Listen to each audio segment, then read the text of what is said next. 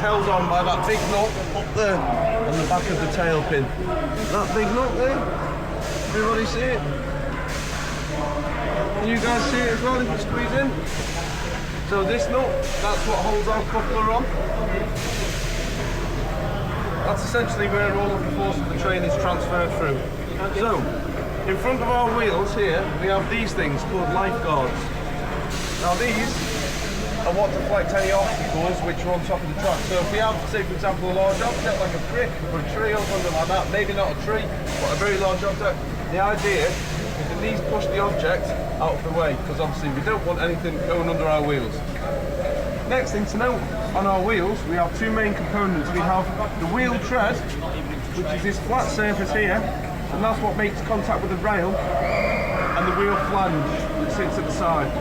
This is a lip which sits at the side of the rail. It keeps the wheel on the track. Now, the wheel itself has what's called a profile, so it's cut concavely so that the wheel set stays centered at all times in the middle of the rail.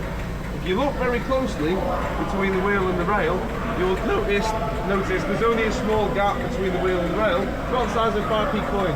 That's what our train sits on. It's only very, very, very small. So it's only that tiny area that is making contact with the rail. Right, let's move on underneath the roadie. Keep going.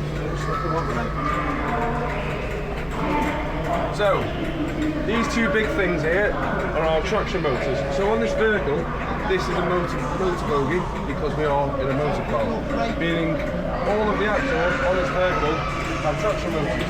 So these are what power our train to go. So each one of these is a traction motor, and these essentially turn our wheels and make us drive. We also use them in braking, so we use them to accelerate the train, and we also use them to slow the train down. They are a DC motor, so they're powered by direct current. So the train is powered by the third rail, which is inside of the track. This is at 750 volts DC. This power is used in these motors. There's a little gear on the end of the traction motor which connects to the gear on the axle, and that's what drives the wheels. So, inside of our traction motor, as you can see there, that's our commutator. Inside there, inside that one.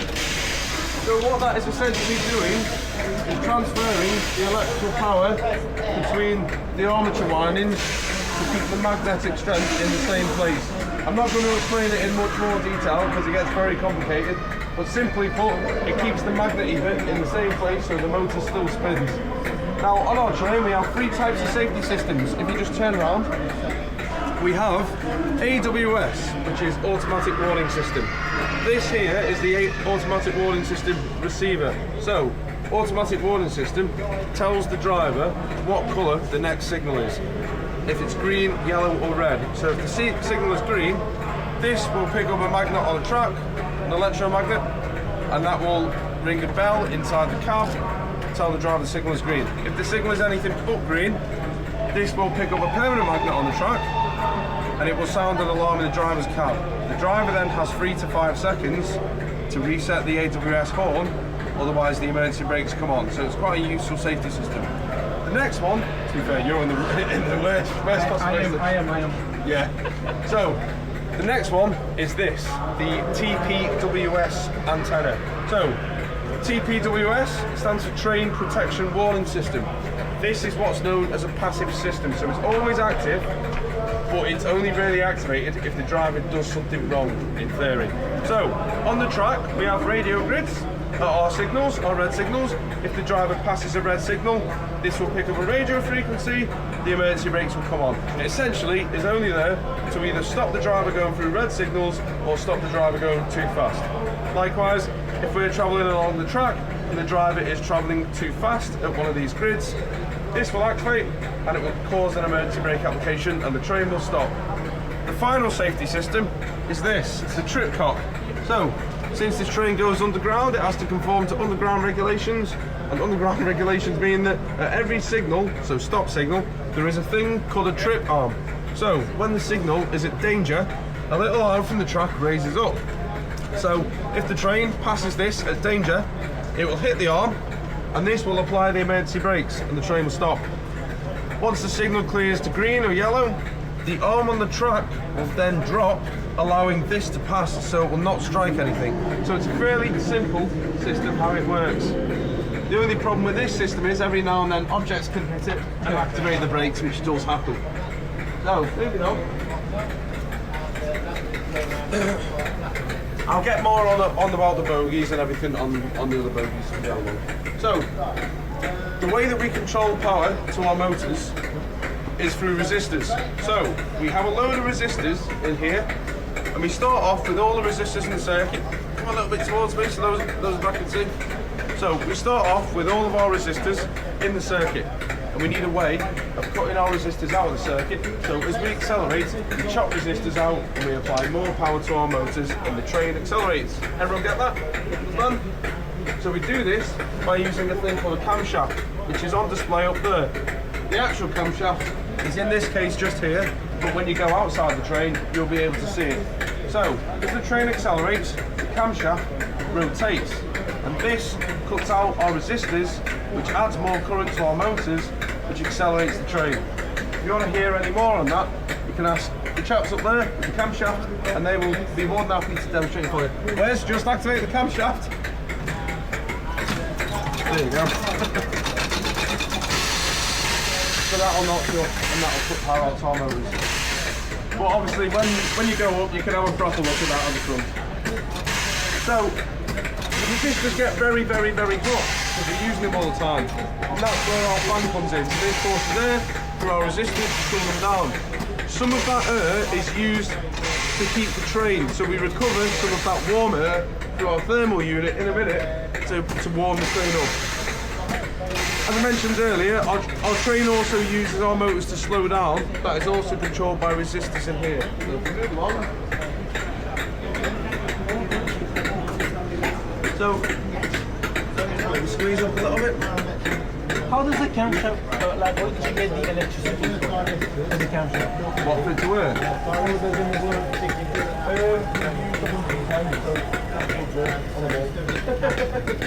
That's the one for only the material. So all the auxiliaries are one head. So all the control circuits, so braking, acceleration, camshaft, everything, all one head. The only difference is the light security, and that light is 450 So, if you look up here, inside there, you look in there, you'll see our resistors. You can't see them very well, but I'll show the light. So we've got one. There's our resistors. So if you squeeze up, you might just about see it. And then right above our heads here is our thermal unit. So inside here is a fan, which also blows the warm air into the saloon. You won't see it because it's self-contained in here. So, as you move towards me, that funny clicking noise that can hit. Well, I'll wait for that to move on.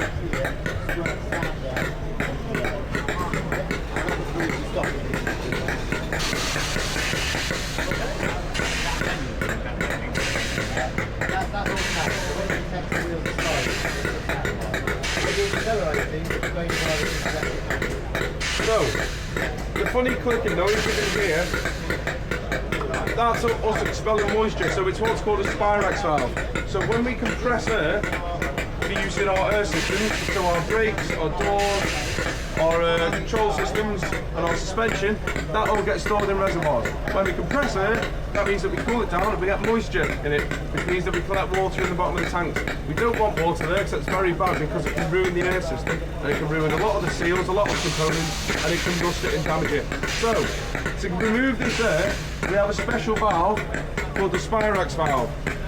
These release the moisture in the tanks and release short blasts of air because they're located at the bottom part of the tank where moisture is most likely to collect, so it expels as much moisture as we can from the tank. Luckily, this is pretty dry, so there's not much there. But if you were to keep your hand there for long enough, you'd eventually get a wet hand.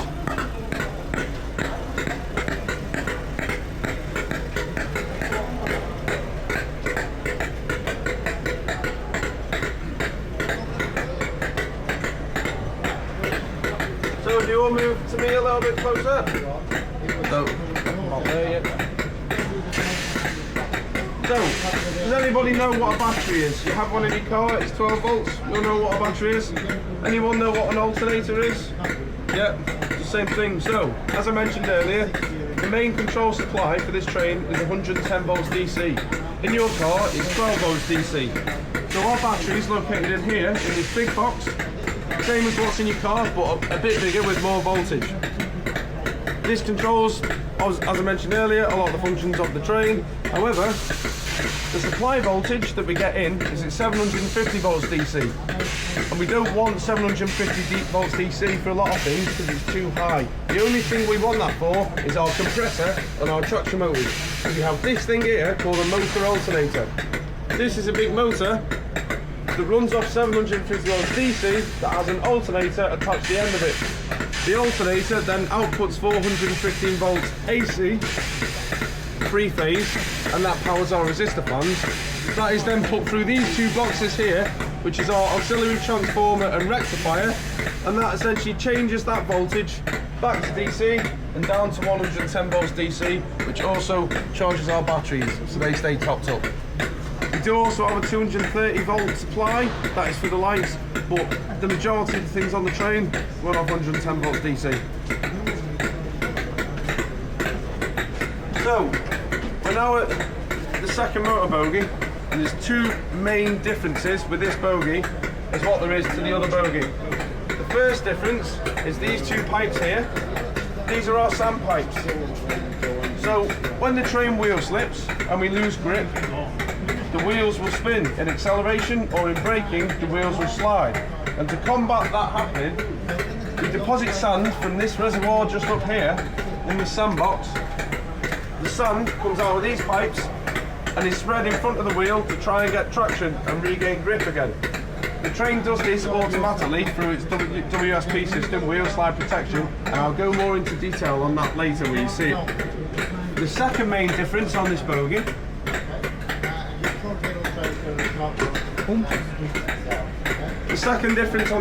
is these two things here. Can anyone guess what they are? Yep, collector shoes, correct. So, these shoes set on the third rail, and these are what collect our 750 volts DC. It's a very, very big shoe. It sits on formica, well, a bit of wood, a bit of formica, and it's insulated material. So this sits on the third rail. We get our 750 volts DC, go in through this braid, and go up that cable up there, up into the shoe fuses. And that's how we power our train. There's two shoes on each side, two shoes on each bogie, which also means there's 4 shoes on the train in total. The train has what's called a bus line. So this is a high voltage cable throughout the train for 750 volts. So the idea being that the whole train is energized at all times. So it's harder to gap. So if we lose a shoe over a rail gap, the train won't lose power. Obviously it doesn't work out like that all the time, but that's the theory behind the logic.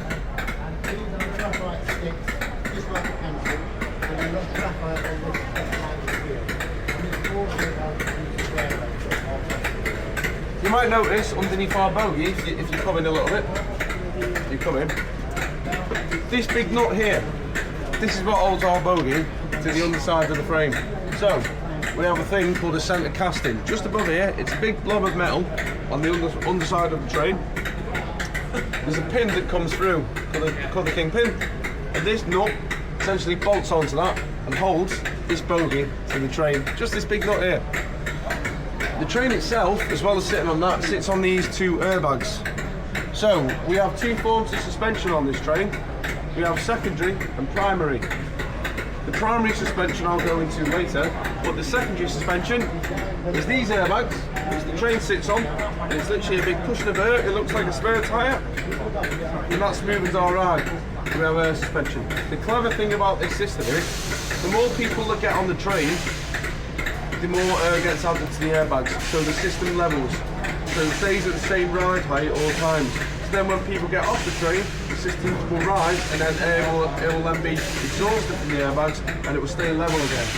The other thing that this does, the more people that get on the train, means the more air we add into our brakes, and it adjusts for this, so the braking level stays the same. Likewise, when we accelerate, the acceleration stays the same and the train is heavy.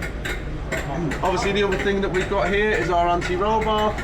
These are our drop links, so this attaches our body to our bogie and this keeps us centered as we go along the track so we don't get much body roll. Okay, quick question. How does it know to which level the airbag should be? I'll tell you in a minute. I'll tell you on this bogie over here. So, moving on, our second coupler that we have is what's called a bar coupler. We call it, if we all move up a bit more, just so we can all stand up. There we go.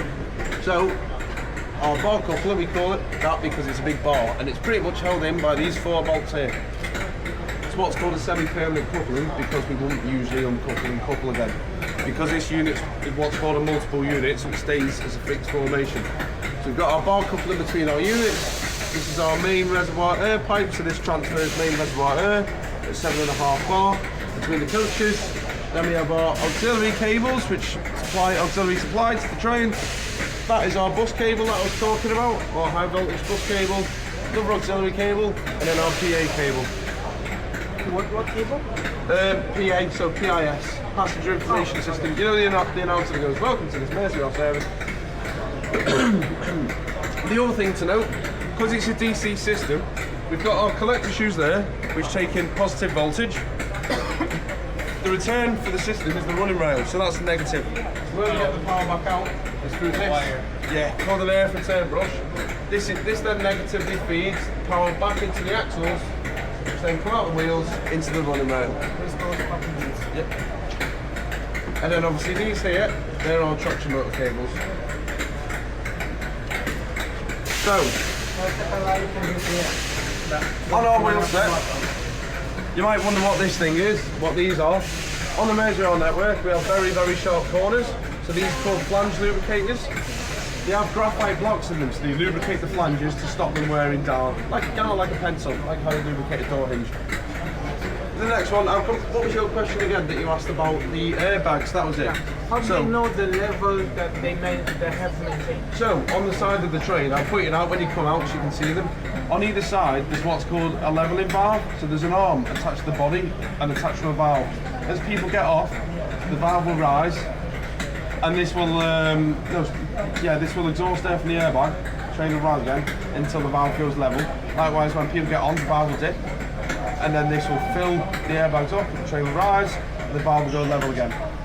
There's another valve called the averaging valve, which averages the 2 pressures between the bogies so that the coach stays level at all times. If we didn't have an averaging valve, the coach would be tilted or we'd have more weight on one bogie because we want the weight to be consistent throughout the train. So if you come towards me, we'll now see how the brakes work. So the brakes are very similar to how they work on your car or a bike.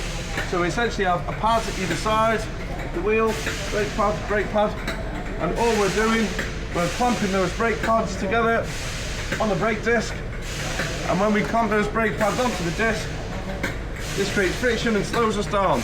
It works the exact same way as a bicycle or a car. So we've got our pads here, on our brake hanger, and caliper assembly. This is our slack adjuster, so this thing at the back, this accounts for the wear on the brake pads, and this thing here is what controls the brake pads. This is our brake actuating cylinder. So this we put compressed air into, and it forces the brakes on. When we release that air, it takes the brakes off. So once again, if you just turn around slightly, you can see the airbags that was on about just a little bit better now, because there's less gubbins there.